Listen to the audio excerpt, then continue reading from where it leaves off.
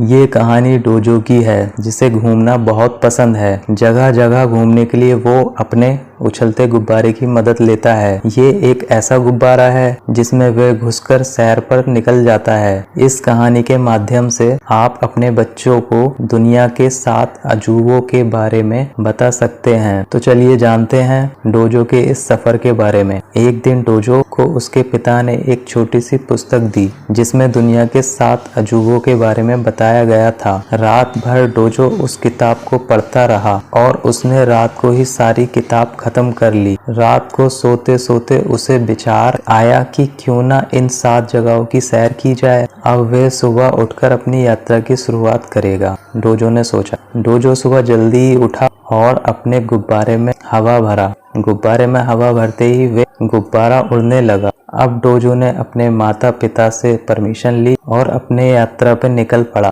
Dojo ने दुनिया का नक्शा निकाला और गुब्बारे को उछालते हुए सबसे पहले मेक्सिको की सैर पर पहुंचा। वहां डोजो ने जो अजब देखा उसका नाम था चिचेन इत्जा। चिचेन इत्जा में उसे एक पिरामिड दिखा जिसे वे देखता ही रह गया। वहां जाकर डोजो को पता चला कि ये लगभग 1500 साल पुराना है। डोजो बहुत दूर तक लोगों को वहां आते जाते देखता रहा। अब बारी थी आगे बढ़ने की, तो वे फिर से अपना नक्शा निकाला और अपने अगले मंजिल की ओर निशाना लगाया और वे था पेरू का माचू पिच्चू। अब डोजो अपने मंजिल की ओर चल पड़ा और वो माचू पिच्चू जा पहुंचा। वहां पहुंचते ही उसने देखा कि माचू पिच्चू एक ऊंची चोटी पर स्थित शहर हुआ करता था।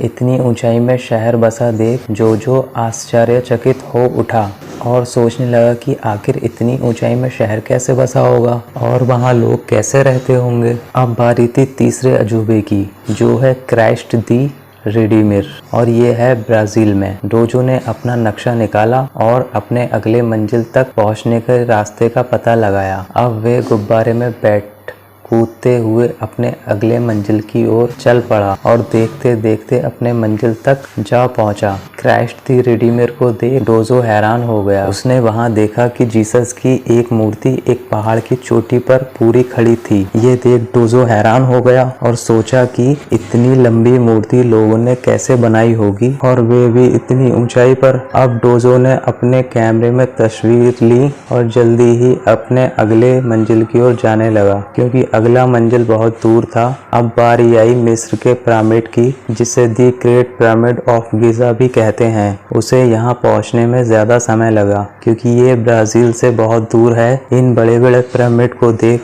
वह उन्हें देखता ही रह गया। उसे ये जानकर हैरानी हुई कि ये 3800 साल से भी ज्यादा पुरानी है। डोजो ने इन पिरामिड की ढेर सारी तस्वीर ली और अपने अगले मंजिल की ओर चल पड़ा। कूदते कूदते वे अपने अगले मंजिल की ओर जा पहुंचा और वो है ताजमहल, जो कि भारत में स्थित है। सफेद संगमरमर से बने इस विशाल इमारत की सुंदरता को देख डोजो आकर्षित हो उठा और इसे चारों ओर से देखने लगा और ढेर सारी तस्वीरें लेने लगा। उसे वहां ये भी पता चला कि ताजमहल एक प्यार का प्रतीक है। अब उसका समय बीतता चला जा रहा था और उसे घर जल्दी ही पहुंचना था।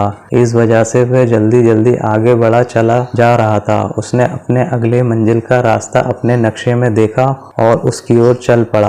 अब डोजो की अगली मंजिल थी चीन की दीवार। चीन की दीवार को लोग बहुत अच्छे से जानते हैं और कहते हैं कि अंतरिक्ष से इसे देखा जा सकता है। डोजो ने देखा कि ये दीवार बहुत ही लंबी दूरी तक फैली हुई है और इसे देखकर वे अपने अगले मंजिल की ओर चल पड़ा। अब उसे जाना था रोम का कोलोसियम। ये इटली में बसा एक विशाल स्टेडियम है, लेकिन भूकंप से ये थोड़ा बहुत ध्वस्त हुआ था। डोजो ने इस कोलोसियम को बड़े ध्यान से देखा और इसकी ढेर सारी तस्वीर ली। अब डोजो का सफर यहाँ पर खत्म होना था, इसलिए वे अब सीधे अपने घर की ओर रवाना हो चला। घर पहुँचते ही उसने अपने गुब्बारे को खोला और वहाँ से बाहर निकलकर बड़ी खुशी से अपने माँ बाप को अपने सफर के बारे में बताया। उसने जो तस्वीर ली थी उसे बारी बारी करके अपने माँ बाप को दिखाया और इस तरह से डोजो ने अपनी सारी सफर की बातें अपने माँ बाप को बताई। अपने सफर में 7 अजूबों को देखा, जिसे देखकर उसके माँ बाप भी बहुत खुश हुए।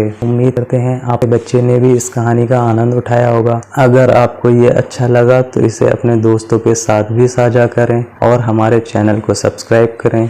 चलिए मैं आपका दोस्त चाहता हूँ आपसे विदा, मिलते हैं अगली वीडियो में।